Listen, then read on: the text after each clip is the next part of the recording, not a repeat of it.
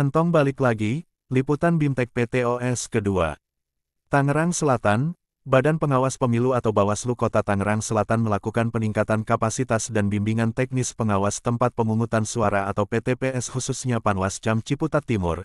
Kegiatan ini dilaksanakan di Syahidain Kelurahan Cirende, Kecamatan Ciputat Timur, Kota Tangerang Selatan, Selasa tanggal 12 November tahun 2024. Hadir dalam kegiatan peningkatan kapasitas dan bimbingan teknis PTPS kali ini dua orang pembicara yaitu Dr. Nuryati Solapari SH, MH dan Samani SSOS. Ketua Panwascam Ciputat Timur menjelaskan kepada media bahwa peningkatan kapasitas dan BIMTEK PTPS ini sangat penting, dan diutamakan terfokus pada pengetahuan pemungutan suara serta penghitungan suara.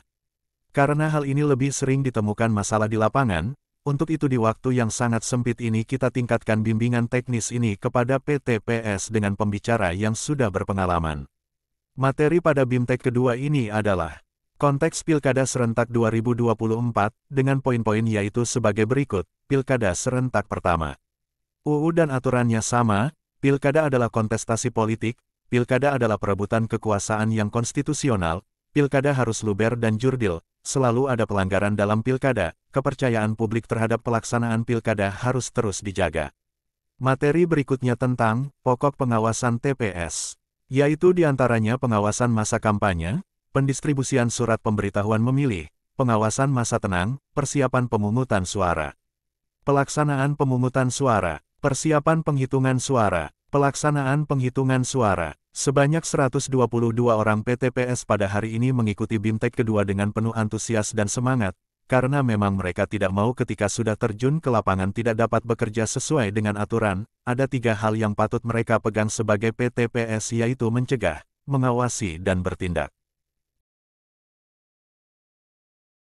PTPS yang saya cintai dan saya banggakan. Kenapa kita melakukan BIMTEK hingga 3 hari? Sebelumnya saya pernah memberitahukan bahwa pengawas itu harus memiliki pengetahuan di atas orang yang diawasi. Bagaimana kita mau mengawasi suatu kegiatan jika kegiatan sendiri itu sendiri yang menjadi objek pengawasan itu kita tidak memahami prosedurnya. Makanya kita sampai 3 kali. Beda dengan sebelah. Kalau sebelah itu hanya 1 kali. Iya, kita 3 kali. Tujuannya cuma 1. Supaya karena Bapak ini nanti akan kalau kata Ibu Solapari itu menjadi hakim di TPS di mana nanti Bapak ditugaskan dan Ibu ditugaskan. Menjadi hakim itu kalau dibilang sulit ya sulit, dibilang mudah ya mudah. Mudah kalau kita memahami aturan mainnya dan sulit kalau kita tidak memahami aturan mainnya. Dan saya tidak mau di TPS nanti terjadi sesuatu hal yang tidak diinginkan karena mendapat pengawas pemilu. Ada 2 hal materi hari ini yaitu berkaitan dengan data pemilih, yang kedua berkaitan dengan logistik. Data pemilih, berkaitan data pemilih itu atau dan kampanye.